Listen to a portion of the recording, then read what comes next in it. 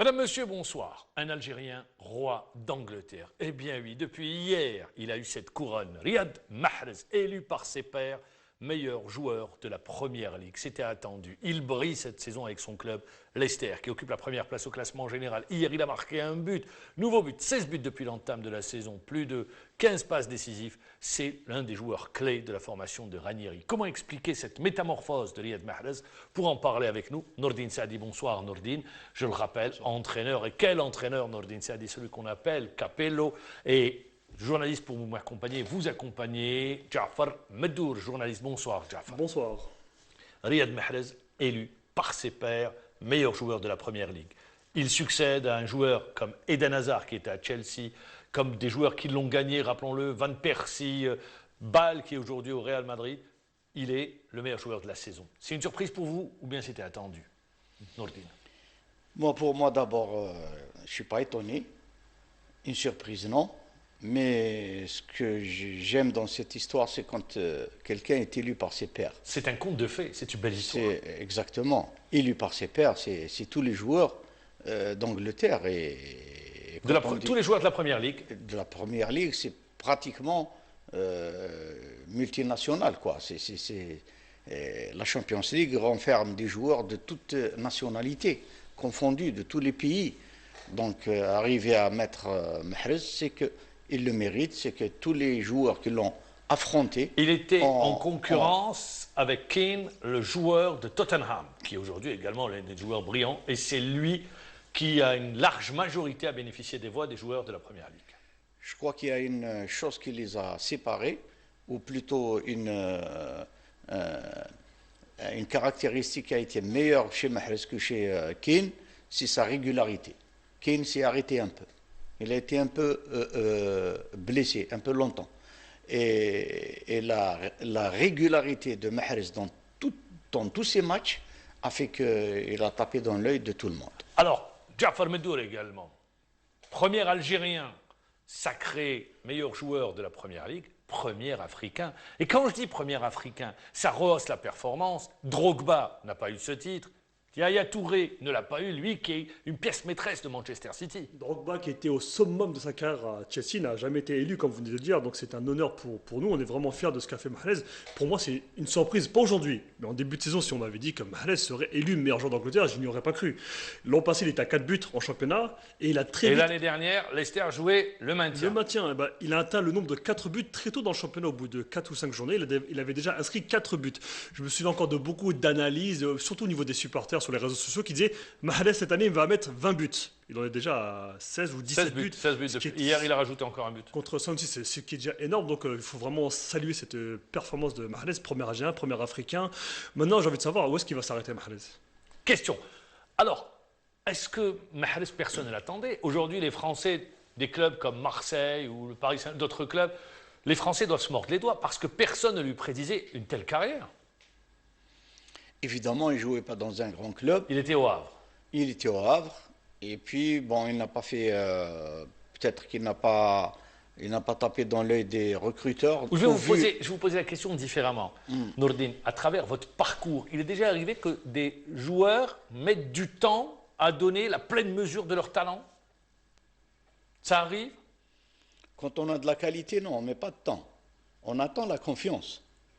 Ah, pour vous, la confiance est un élément clé dans la réussite du joueur? Avec un autre entraîneur que Ranieri, Mahrez n'aurait pas fait ce qu'il a fait aujourd'hui. Parce que le talent, il l'avait. Là, on a les images de la soirée, quand il y a de la coupe qu'il reçoit, celle de meilleur joueur, d'ailleurs on voit les images. Vous dites, pour vous, Ranieri est un élément clé dans la réussite de Mahrez? Certainement, très certainement. Un, il a réussi à le mettre en confiance totale. Deux, il a réussi à le garder en forme toute l'année. Ça, les gens ne le savent pas. On ne peut pas être en forme tout le temps, toute la saison. Méthodologiquement parlant, ce qu'on enseigne dans les instituts, la forme sportive, on la travaille pour arriver au seuil maximal, mais elle ne tarde pas à rechuter. Comment la maintenir? C'est l'art d'entraîner justement, c'est l'art de tout un chacun. Il n'y a pas que l'aspect technique ou l'aspect sur le terrain, il y a aussi l'aspect de la gestion humaine, de la gestion de l'homme. Donc, Mahrez a trouvé dans son coach quelqu'un en qui il s'est identifié, peut-être à son père, à son grand frère. Il y avait une écoute entre eux, il y avait une réciprocité. D'ailleurs, Ranieri dit de lui, c'est une lumière Bah oui. pour Leicester. C'est une lumière, bien sûr, parce que il a réussi à éclairer, si tu veux, le jeu, grâce aussi à ses copains, parce que personne ne l'a jalousé. Cette équipe, elle est vraiment c'est un exemple. Pourquoi? Parce que les joueurs sont un et Oui, mais en commun. mais un joueur comme, je vais vous donner la parole, un joueur comme Mahrez tire son équipe vers le haut. Évidemment, mais Il si on arrive parlait de par Vardy, ses passes, oui, par son 11 entente avec passes, Vardy, 11 passes plus de 11 pas. Je voudrais revenir également sur un des aspects, sa conduite de balle, son balle au pied dans les duels, également sa vision du jeu. Il réagit à une, vous le dites si bien, il joue toujours en première intention, ce joueur. c'est-à-dire tu me prépares à parler de ce que je me suis dit, comment déterminer un bon joueur. Ah, c'est ça, ben, vous allez nous le dire. Justement, chez nous, c'était, depuis qu'il y a une multitude de télévisions, chacun va de sa fourchette et chacun dit n'importe quoi. Les gens traitent parfois des joueurs de football qui sont un peu chétifs, qui ne peut pas arriver. D'autres disent il n'a pas de gabarit. D'autres, ils disent en football, il faut savoir une chose, ce n'est pas le morphotype de l'individu qui prime, c'est le talent. Et ajouter à cela le championnat où on joue. Le championnat d'Angleterre, c'est un spectacle. L'arbitrage favorise tout le temps la les fluidité joueurs, dans le jeu. Bien sûr. La comparaison que j'ai de ce genre de morphotype, il y en a beaucoup chez Les mecs, chez les nous. chétifs, on dirait quand on sait que le championnat d'Angleterre est dur dans les duels, on se dit il ne pourra jamais jouer en Angleterre. C'est pas le rugby, justement. Ni, Je n'ai jamais dit que c'était le cas. Non, Oui. ni le basket, il n'a pas besoin de ça. Il a les qualités physiques qui lui permettent de devancer ses camarades. C'est quoi ses qualités physiques, justement? Elle se détermine, moi je pense, par ce qu'il a, par sa vélocité, par sa force. C'est quoi la force? Ce n'est pas d'être volumineux, c'est la possibilité de pouvoir accélérer ou démarrer d'abord et maintenir l'accélération, la possibilité aussi d'arrêter. Il y a ce qu'on appelle la vitesse d'arrêt, existe dans les termes méthodologiques. Il y a la vitesse de départ, la vitesse de course, et il y a aussi la vitesse d'arrêt. Il peut s'arrêter, il peut dribbler. Donc, ça me rappelle des joueurs que j'ai entraînés, qu'on disait aussi, qui ne peuvent pas aller loin. Amour, pour moi, c'est à peu près toute proportion gardée. Toute proportion gardée. Bien sûr. C'est pas le même championnat, c'est pas la même qualité. C'est pas le même championnat, mais Amour, s'il était tombé dans le championnat d'Angleterre, je pense qu'il aurait fait un peu comme Mahrez. Pourquoi? Parce que toutes les qualités que possède Mahrez, il y a des joueurs qui le possèdent. Il y a aussi d'autres joueurs qui étaient petits de taille, qui ont fait des merveilles, mondialement connus, ou en Algérie. Medden Hakim n'est pas grand.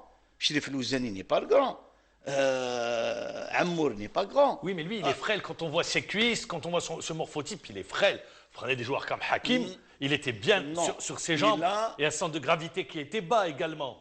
D'accord. Mais Mahrez, il a ce qu'on appelle la force spécifique. C'est-à-dire, il n'a pas de jambes volumineuses, mais il a un quadriceps et des ischios qui maintiennent réellement ses jambes comme il faut. C'est-à-dire qu'ils lui permettent de courir, de démarrer, de freiner, etc. Son morphotype n'est pas le gars qui peut avoir des cuisses à la Ronaldo, quelque chose comme ça, parce qu'il est plus grand, et puis il y a un super développement de ce côté-là. Moi, je voudrais rester avec vous. Le football de rue l'a aidé parce qu'il voit bien le jeu. Il voit les espaces. Il voit dans quel espace il faut donner le ballon. Moi, je pense que toutes les qualités qu'il a, du football de rue, qui se sont avérées chez lui, il les a depuis sa naissance. C'est-à-dire, il a ses qualités sont innées. C'est le talent. Ça se résume. Je t'ai préparé le terme, on en a déjà parlé plusieurs fois. Oui. Les 5 lettres. En face de la caméra, voilà, votre caméra, elle est là. Par lesquelles les Hollandais, je ne sais pas si c'est Michels ou quelqu'un d'autre, déterminent. Ce qui est écrit sur la feuille, c'est TIPS, T-I-P-S. C'est quoi? Qu'est-ce que ça veut dire, TIPS? T-I-P-S. Oui. Là-bas, en Hollande, ils déterminent un talent une fois qu'il remplit toutes ces 5 lettres, 4 lettres. T, c'est technique.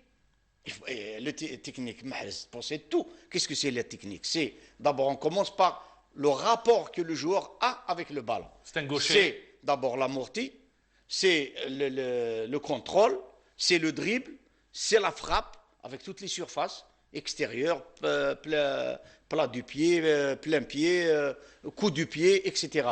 Dribble, on l'a dit. Donc ça, c'est la technique. Jeu de tête, il n'est pas mauvais aussi. Donc, il possède ces caractéristiques techniques. Le I, c'est intelligence. Intelligence, c'est pas... Et dans le foot, c'est quoi l'intelligence? C'est le rapport toujours, la situation corporelle du joueur avec ou sans ballon par rapport aux autres joueurs. C'est-à-dire, il se situe tout le temps à bon escient. Il est toujours là où la balle peut arriver ou bien où il peut faire la passe, etc. Ça aussi, ça se travaille. Mais quand on a un départ inné qui vient du bon Dieu, de la nature, quand il est né, eh ben, Donc, il le développe. Il l'a développé, l'intelligence. Le P, et malheureusement le P, c'est ce qui manque énormément à nos joueurs. Tout le monde pense que c'est physique, c'est personnalité.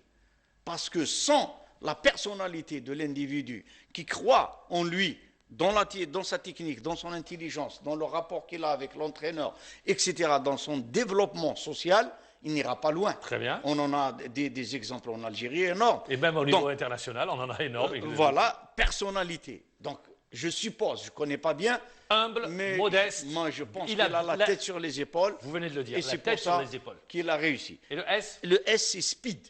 C'est en anglais, speed, c'est la vitesse. Ouais. Et il a la vitesse de course, il a la vitesse de démarrage, il a la vitesse du dribble, et ce qu'on a dit tout à l'heure aussi, la vitesse d'arrêt. C'est-à-dire, il peut, en pleine course, s'arrêter, redémarrer. Donc, quand on a toutes ces qualités... Là, on le voit avec son entraîneur en train de recevoir la coupe. Ça a été un des moments forts de cette soirée hier, aux côtés de Ranieri, et puis son interview. Et puis, c'était un gala, rappelons-le, hier, pour la remise de ce trophée. Donc, ça, c'est les qualités. Ça, c'est les qualités. Mais j'aimerais terminer par une chose. Oui. C'est que ces qualités peuvent exister chez un joueur, mais qu'il ne peut pas arriver au plus haut niveau. Qu'est-ce qui lui aura manqué? Il lui aura manqué le rapport que ce joueur qui a ce talent avec son entraîneur. Pas mal de joueurs dans le football peuvent ne pas arriver parce que le rapport qu'ils ont avec l'entraîneur n'est pas bon. Le rapport, c'est quoi? Monsieur Ranieri a réussi à mettre en confiance totale ce joueur qu'il a découvert. Il l'a appelé, c'est notre lumière, et c'est la lumière. Et il n'a jamais douté en lui. Quand il fallait le reposer, il le repose. C'est un joueur qui n'a jamais... D'ailleurs, il y a cette confiance. Quand il sort, il ne fait jamais la tête. Moi, je pense aussi que cette confiance qu'il y a eu entre le coach et le joueur a fait qu'il a éclaté cette année. Vous êtes impatient de poser une question, je le sens, Jafar Medoul, allez-y. Poser une question, mais aussi rebondir sur certaines choses. Vous avez parlé de conte de fées pour Mahrez. Oui. Il vient, entre guillemets, si je peux me permettre l'expression, de nulle part. Il était en division 4 française à Quimper, en CFA. Il est passé au Havre, en division 2. Puis depuis 2014, il est déjà en première ligue anglaise. Par exemple, la Brune, quand on lui a dit Mahrez, il n'en voulait pas. En parlant de Mahrez et de Farhat, si je m'en souviens bien, il a dit un joueur d'Alger et de Leicester n'a rien à faire à l'OM. En gros, c'est ce qu'il avait dit. Gros, oui. Et bon, là, je pense qu'il doit s'en mordre les doigts, mais bon, tant pis pour eux, et tant mieux pour Mahrez qui a pu s'exposer à Leicester. Et ce type de gabarit, ce type de joueur, c'est pas plus adapté au championnat espagnol, par exemple? On ne s'imaginait pas le voir comme ça en Angleterre réussir une belle carrière. Est-ce que le jeu anglais est adapté pour lui? Au contraire. Pourquoi? Parce qu'il y a quelque chose qui est différent en Angleterre, c'est le fait que les arbitres aident le beau jeu. Ils ne permettent jamais de faux gestes. Mais les contacts sont durs également, très durs. Mais les contacts, quand c'est en face, le joueur, il possède la technique, l'intelligence. Il a cette qualité physique qui lui permet, par exemple, de faire un saut juste avant d'anticiper. D'anticiper, exactement. Donc, quand le jeu se passe en face, le joueur, Mahrez, malgré sa corpulence, il est arrivé tout le temps à esquisser ou esquiver les je ne sais pas si vous avez remarqué, si vous avez vu le match d'hier contre Swansea, une qualité également chez Mahrez. En perte de balle, il revient se repositionner défensivement pour récupérer le ballon. Ça, c'est pas sa spéciale qualité, c'est une obligation dans le football Certains, les professionnel. attaquants n'aiment pas le faire. Pourquoi je parle de qualité? C'est qu'il se met au service du collectif. C'est pour ça que je parle de qualité. Et pourquoi ça marche entre lui et l'entraîneur? Parce que aussi, il respecte les directives de l'entraîneur. Il n'a pas pris la grosse tête. Il ne s'est pas dit, moi maintenant, j'attends le ballon et puis c'est pas à moi de le récupérer. Quand on a un titre meilleur joueur, vous le dites vous-même, Nourdine Saadi, élu par ses pairs, ce qui montre toute sa qualité, toute la saison qu'il vient d'accomplir, elle est exceptionnelle. Ça lui donne notre statut en équipe nationale? Ah oui, ça donne un autre statut même à l'équipe nationale, pas uniquement à lui. Ça donne un statut à l'équipe nationale, ça donne un statut au pays pour lequel il joue, ça donne un statut pour, bien sûr pour sa personne. Et évidemment, maintenant, il y a une multitude de... Il va être, je vais dire, il a toujours été respecté, je suppose, mais il va encore être mieux respecté par ses coéquipiers. Ils vont encore le faire jouer beaucoup plus. Ils vont encore croire en lui beaucoup plus. Et comme lui, il a la tête sur les épaules, il va aussi vouloir rendre cette gratitude que tout le monde lui montre. Et c'est que du bonus pour l'équipe nationale. Pour les Verts. Avant de poser ma question à Nourdine Sardi, j'aimerais rebondir sur deux choses. Il ne faut pas oublier hier le but qu'il met Mahrez. Pour moi, elle représente à merveille ce qu'est le joueur. Il récupère un ballon, bien placé, opportuniste. Il arrive dans la surface, il garde son sang-froid, il reste calme. Il fixe le défenseur, il fixe le gardien. On s'attend à une frappe enveloppée. Il a la lucidité de faire un tir au pré-poteau. Le gardien ne s'y attendait pas. Donc ça, c'est un but qui représente bien Mahrez. Il y a aussi ce penalty qu'il avait laissé tirer à Vardy. Vardy était sur une série de 10 buts consécutifs. Et pour égaler le record de Van Néerlandais, j'arrive pas à parler son nom. Van Nistelrooy. Van Nistelrooy, merci. Il fallait que Vardy marque un 11e but de suite. Mahrez allait tirer un penalty. Il avait, comme un grand seigneur, laissé le penalty tirer à son coéquipier. Il a pu égaliser ce record. Et ma question, ça c'est pour montrer l'état d'esprit de Mahrez qui est vraiment au service du groupe, comme vous le disiez. Ma question, elle concerne les joueurs algériens qui évoluent en France. Est-ce que finalement, lorsqu'ils quittent le championnat de France, ils s'épanouissent, comme Brahimi au Portugal ou encore Mahrez en Angleterre? Qu'est-ce que vous en pensez de ça? Moi, je pense que quand on va dans un autre pays... Ou Ferrouli, en Espagne, à Valence. Non, pourquoi parler d'Algériens qui va ailleurs? Parler de joueurs. En ce qui nous concerne. De joueurs... Mais c'est un constat. À travers la question, c'est un constat. Ferrouli quitte la France, il va à Valence, où il fait de superbes saisons. Personne n'en voulait. Il se retrouve à Leicester. Vous prenez Brahimi, ça n'allait pas avec Rennes, il est parti dans un petit club, il faut le dire, en Espagne. Et là, il rebondit à Porto. Donc, on voit les joueurs qui quittent le championnat de France s'épanouissent. Parce que c'est là le gros travail des managers. Et c'est là le gros travail aussi des recruteurs. C'est que les gens ont été plus vite et plus intelligents que les gens qui sont en France. Ils les ont chippés en sentant que ces qualités dont je parlais, ils peuvent les déterminer autrement, mais dans des matchs qu'ils ont supervisés, les gens, ils étaient sûrs que ces gens-là allaient rebondir. Et c'est pour ça qu'ils les ont pris. S'ils étaient restés en France, moi je suis sûr qu'ils auraient aussi fait un long chemin. Soit Ferrouli, soit Brahimi, soit Mahrez. Mais ce sont des gens qui ont été chippés par justement le travail. La vitesse prime dans le foot. Mais dans les affaires aussi, ça prime. C'est à celui qui fait vite qui fait la bonne affaire. Moi, j'aimerais ouvrir une parenthèse. Pourquoi il y a eu toute cette ambiance à Leicester? Tu as remarqué, Ma'ammar, qu'il n'y a pas eu d'interférence. Malgré que l'équipe jouait tout le temps, gagnait tout le temps, il n'y a pas eu de président qui venait faire la fanfaronnade et dire que je vais gagner le triplé, je vais faire ceci ou je vais faire cela. Ils ont laissé le côté technique aux techniciens. Et ils étaient heureux peut-être dans leur bureau, mais les dirigeants, ils sont restés à leur place. Et combien de matchs ils ont alignés? Et combien de Mais déjà, Leicester, c'est une victoire parce qu'ils vont jouer la Champions League, c'est acquis ça. Donc, oui. Et Mahrez va rester à Leicester, contrairement à ce qui se dit un peu partout. Il y a une offensive du Real, certains le voient à Barcelone, je pense qu'il va rester à Leicester. Parce que la grosse difficulté pour Mahrez aujourd'hui, je me tourne vers vous, Nourdine Saadi. On l'a vu, Eden Hazard fait une superbe saison avec Chelsea l'année dernière. Cette année, il est absent au niveau des... On le retrouve plus sur les écrans radars. La difficulté pour un footballeur, c'est de pouvoir répéter année après année les mêmes performances. C'est maintenant que le plus difficile commence. Voilà. On ne peut pas remettre en cause ce que vient de faire Mahrez. Pas du tout. Mais le haut niveau exige.